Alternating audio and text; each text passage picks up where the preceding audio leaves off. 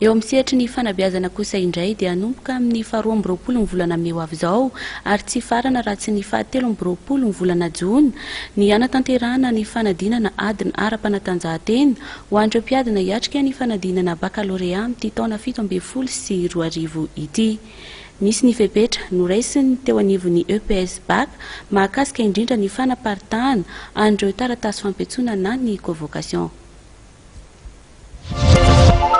Mpiadina manodidina ny 50 sy 407 sy 7 alina no fantatra fa hiatrika ny fanadinana ara-panatanjahantena baccalauréat eto amin'ny faritany Antananarivo teo aloha ahitana ny faritra Analamanga, Vakinakaratra, Itasy ary Bongolava.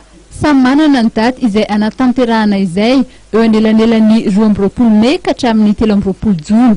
Ny fanadinana EPS teorika kosa dia tanterahana ny 18 Jolay. Mahakasika ny taratasy fantsona kosa dia misy ny fepetra manokana.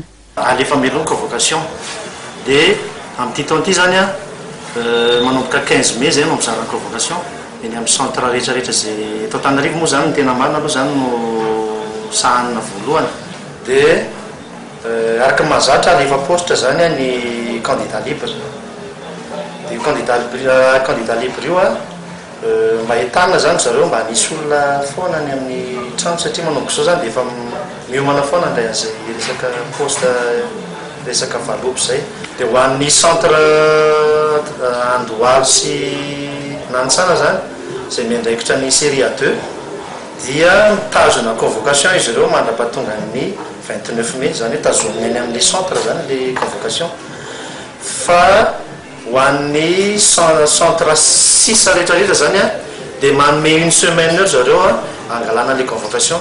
Manomboka ny 12 May no hozaraina ny fampiatsona Analakely. Ao regny herinandro dia alefa postra izany fampiatsona izany. Ireo izay manana olana mahakasika izany dia afaka mandalo etsy Analakely ao amin'ny bureau-ny DREN.